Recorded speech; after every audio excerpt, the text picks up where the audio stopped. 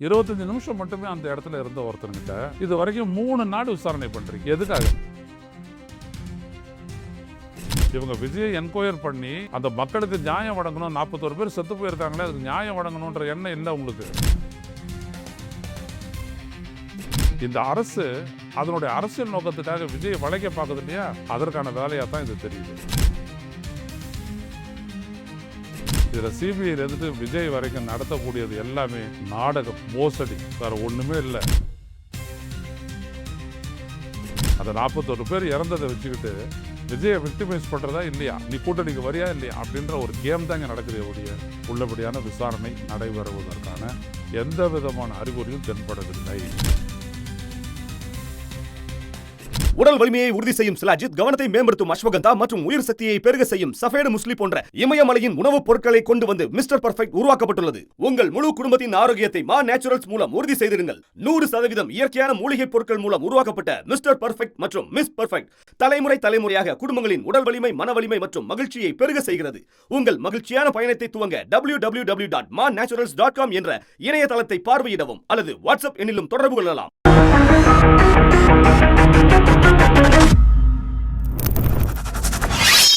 வணக்கம் தோழர்களே, ரோசஸின் வாயிலாக இன்று மீண்டும் உங்களை சந்திப்பதில் பெரும் மகிழ்ச்சி அடைகின்றேன். மத்திய புலனாய்வு கழகம் சிபிஐ கரூரில் நடந்த அந்த நெரிசல் மரணங்கள் குறித்து 41 பேர் இறந்தார்கள். அந்த மரணங்கள் குறித்த அதனுடைய வழக்கு விசாரணை என்பது ஒரு குற்ற சம்பவம். 41 பேருடைய உயிரை குடித்திருக்கிறது.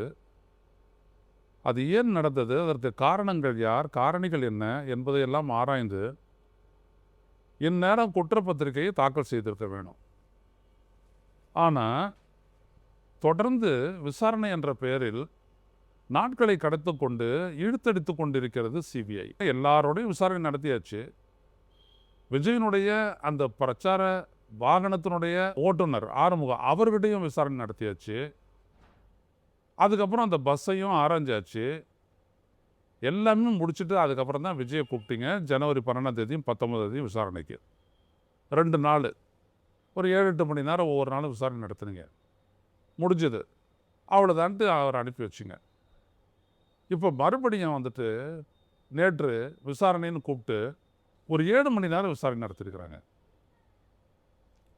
வினோதமாக இல்லது. அந்த இடத்துல சம்பவம் நடந்த அந்த இடத்துல விஜய் இருந்தது வெறும் 25 நிமிஷம். 7:12 வந்தவர் 7:37 மறுபடியும் பஸ்ஸில் உட்காந்து புறப்பட்டு போய்கிட்டே இருக்கிறார். அவர் அந்த இடத்துல எதாவது நடந்துட்டு போகுதுன்ட்டு அவர் எவாக்குவேட் பண்ணுறோம் அப்படின்னு சொல்கிறாங்க. உடனே போயிட்டுறாரு. அவர் 25 நிமிஷம் மட்டுமே அந்த இடத்துல இருந்த ஒருத்தர்கிட்ட இது வரைக்கும் 3 நாள் விசாரணை பண்ணுறீங்க. எதுக்காக?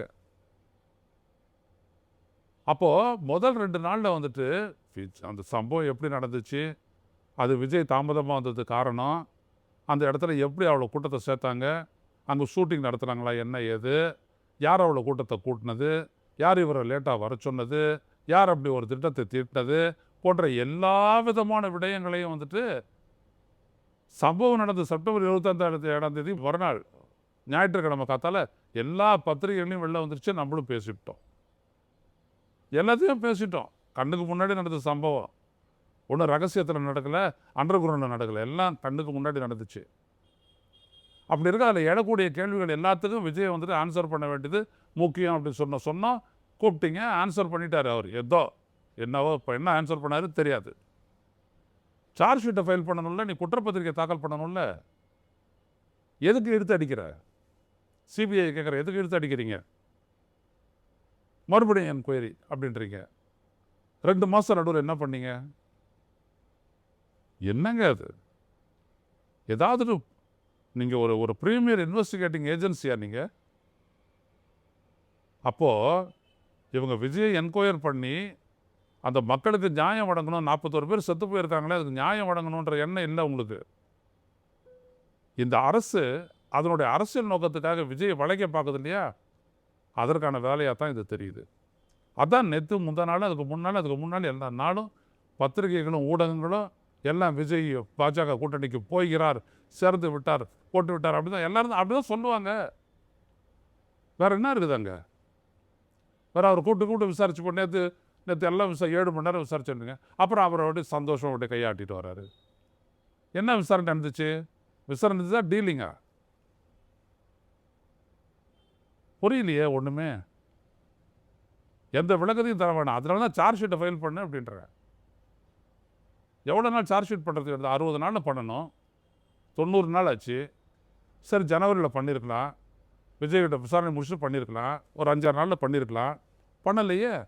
அதுக்கப்புறம் 2 மாதம் இழுத்து அடிச்சு விட்டு சிபிஐ இருக்குதா இல்லையா, செத்துச்சா போச்சா ஒன்றும் தெரில. மறுபடியும் அவரை கூப்பிட்டு மறுபடியும் விசாரணைன்றீங்க. அப்புறம் இப்போ கடைசியாக மீண்டும் விசாரணைக்கு தேவைப்பட்டால் விஜயை அடைப்போம். அவர் உடனே அடுத்த விசாரணை வந்துட்டு நீங்கள் சென்னையிலேயே நடத்துங்கள். இதெல்லாம் இழுத்தடிக்கிற சமாச்சாரமாக தெரியல. அப்போ இந்த 41 குடும்பங்களுக்கு என்னதான் நியாயம்? அந்த செத்த மக்களுக்கு என்னதான் நீதி? நல்ல இவங்க அரசியல்லாம் 1000 சொல்லட்டும். நாங்கள் இருக்கின்றார்கள் என்றால் இதெல்லாம் வதந்தி, நாங்கள் அவர்களோடு யாரோடு கூட்டணி பற்றி பேசவில்லை அப்படின்லாம் வந்துட்டு இங்கே நிர்மல்குமார் புழுவார். அவர் ஏற்கனவே புழுவுற பாரம்பரியத்திலேருந்து வந்தவர் தான் ஆர்எஸ்எஸ். அதனால் நல்லா புழுவார் அவர். இவங்க எதாவது தீர்மானம் போட்டுக்கிட்டாங்களா கடைசி நேரத்தில் கூட்டணி தொடர்பான முடிவை எடுக்கக்கூடிய அதிகாரத்தை நாங்கள் எங்கள் தலைவருக்கு தரோம் அப்படின்னு செயற்கூட பொதுக்குழு தீர்மானம் போட்டிங்களே எதுக்கு? விஜயனுடைய தலைமையை ஏற்றுக்கொண்டு வந்தால் அவரோட கூட்டணி, இல்லாட்டி இல்லை, அவ்வளோதானே, முடிஞ்சு போச்சே. அப்புறம் தனியாக ஒரு தீர்மானம் போட்டு விஜய் கையில் நீங்கள் அதிகாரத்தை கொடுத்தீங்க. அப்போ தொடர் எடுக்குது அப்படின்னு தானே அர்த்தம். அதனால் இங்கே நின்றுக்கிட்டு இவர் நிர்மல்குமார் பேசுகிறார், புதுசாக கதை அடிக்கிறார். மாவட்ட செயலாளர்கள் கூட்டம் போட்டு கூட்டணி போகணுமா வேணாவா? யாரோட கூட்டணி போகணுமா வேணாவான்னு கேட்டீங்க? சசிகலாவோடவா? ராமதாஸோடவா? தீர்மானம் போட்டு இது பண்ணிங்களே, ஒருத்தங்கண்டி கருத்து கேட்டிங்களே, எது கேட்டீங்க? எல்லாம் பத்திரிகையாளர்களுக்கு தெரியும். பூ சுற்றுறாங்க அப்படியே.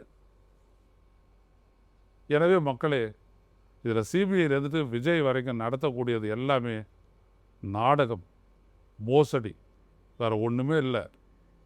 அந்த 41 பேர் இறந்ததை வச்சுக்கிட்டு விஜயை விக்டிமைஸ் பண்ணுறதா இல்லையா, நீ கூட்டணிக்கு வரியா இல்லையா அப்படின்ற ஒரு கேம் தாங்க நடக்குது. எப்படிய உள்ளபடியான விசாரணை நடைபெறுவதற்கான எந்த விதமான அறிகுறியும் தென்படவில்லை.